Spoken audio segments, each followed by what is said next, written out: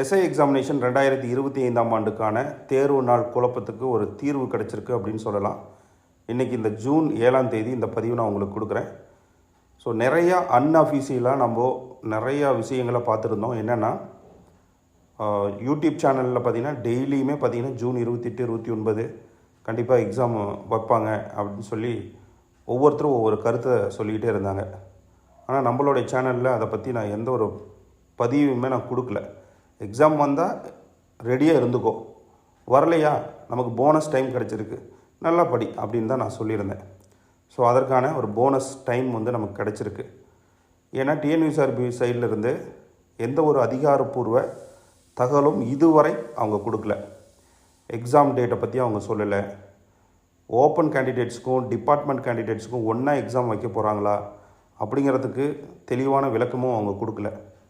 So high court சொன்ன போல் வைப்பாங்களா இல்லை பழைய பேட்டர்ன்லேயே வைப்பாங்களா அப்படிங்கிறது இன்னமும் மாணவர்கள் மத்தியில் ஒரு குழப்பத்தை ஏற்படுத்திகிட்டு இருக்கு.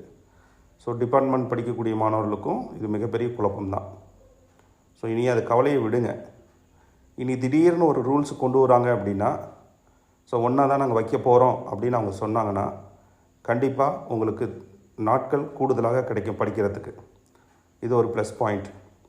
இல்லை பழைய பேட்டர்ன்லேயே நாங்கள் எக்ஸாமை வைப்போம் அப்படின்னு சொல்லிட்டாங்கன்னா அப்போவும் உங்களுக்கு கூடுதல் கால அவகாசம் கிடைக்கும்.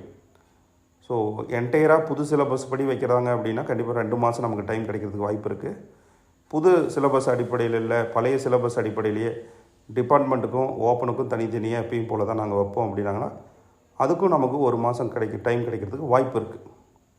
ஸோ இந்த வாய்ப்பை சரியாக பயன்படுத்திக்கோங்க. ஸோ இன்னையிலிருந்து இந்த நொடி பொழுதிலிருந்து படிக்க ஆரம்பிங்க. உங்களுடைய கனவு லட்சியம் எல்லாம் எஸ்ஐ தான். நான் எப்படியாவது அந்த யூனிஃபார்ம் போடணும் அப்படின்னா கிட்டத்தட்ட 3.5 லட்சம் மாணவர்கள் போட்டியாளர்களாக இருக்காங்க. ஆனால் நமக்கு வெறும் 1300 ப்ளஸ் போஸ்டிங் தான் நம்ம வேலையை வாங்க போகிறோம், எல்லா கேட்டகரியிலையும் சேர்ந்து. ஸோ அப்போ எந்த அளவுக்கு நம்ம படிக்கணும், எந்த அளவுக்கு ஹார்ட் ஒர்க் பண்ணணும் அப்படிங்கிறது உங்களுக்கு நீங்களே கேள்வி கேட்டுக்கோங்க. எஸ்ஐ எக்ஸாம் பொறுத்த வரைக்கும் பக்காவான சிலபஸ் தெரிஞ்சிருக்கணும். ப்ரீவியஸ் இயர் கொஷின் பேப்பரை பக்காவாக அனலைஸ் பண்ணியிருக்கணும். பிறகு நிறைய டெஸ்ட் எழுதி பார்க்கணும். இந்த 3 ப்ராசஸையும் யார் ப்ராப்பராக செய்கிறீங்களோ அந்த 1300 வேக்கன்சியில் உங்களுக்கான பணியிடம் கண்டிப்பாக உங்களுக்கு காத்துக்கிட்டுருக்கு. ஸோ 1 மார்க்கு 2 மார்க்கு அப்படிங்கிற வித்தியாசத்தில் தோற்று போன மாணவர்கள், முன்னாள் இராணுவத்தினர், ஆர்மி ரிட்டையர்ட் பர்சன்ஸ் இந்த எஸ்ஐ எக்ஸாமுக்கு நிறைய பேர் எழுதுவீங்க. ஸோ அவங்களுக்கும் இந்த பதிவு பொருந்தும். புதுசாக இப்போ தான் ஃபஸ்ட்டு டைம் எழுதுகிறேன் அப்படிங்கிற மாணவர்களுக்கும் இது பொருந்தும். நாட்கள் நமக்கு கூடுதலாக கிடச்சிருக்கு. நேரத்தை விரயம் செய்யாதீங்க. மறுபடியும் டைம் போயிடுச்சு அப்படின்னா ஒரு நாள் போனால் கூட நமக்கு திரும்பி வரப்போகிறதில்ல. ஸோ ஒவ்வொரு நொடியும் அப்படி தான். அதனால் மாணவர்கள் சரியாக திட்டமிட்டு பயன்படுத்துங்க. எஸ்ஐ எக்ஸாமினேஷனில் முதல் முயற்சியிலேயே நல்ல ஒரு மதிப்பெண் எடுத்து சக்ஸஸ் பண்ணுறதுக்கு உங்களுடைய மார்க் எக்ஸாமினேஷனில் என்னவா இருக்கும் அப்படின்னு தெரிஞ்சுக்கணும் அப்படின்னா அதற்காக 50 மார்க் டெஸ்ட் புக்கு நான் கொடுத்துருக்கேன்.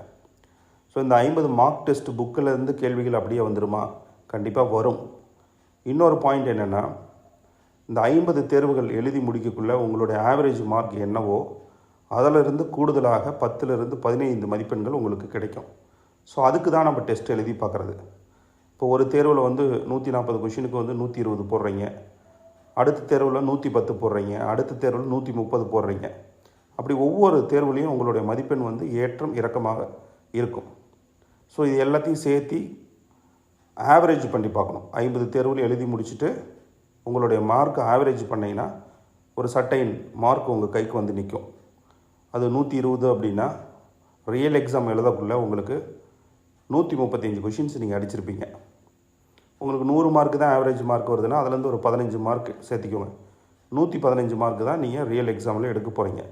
ஸோ அதுக்கு எக்ஸாம் தேர்வு எழுதுறதுக்கு முன்னாடியே என்ன மார்க் நீங்கள் எஸ்ஐ எக்ஸாமில் எடுப்பீங்க அப்படின்னு தெரிந்து கொள்ள வேண்டும் அப்படின்னா இந்த புக்கை வாங்கி ப்ராக்டிஸ் பண்ணுங்கள்.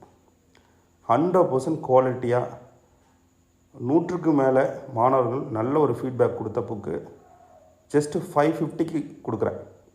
இந்த புக்கில் இருக்கக்கூடிய டெஸ்ட்டுக்கான answer key, maths psychology explanation, Tamil தகுதி தேர்வுக்கான 5000 கொஷின்ஸ், சிலபஸ் அடிப்படையில் ஒரு 27 தேர்வுகள், இதெல்லாம் அடிஷ்னலாக ஃப்ரீயாகவே கொடுக்குறேன்.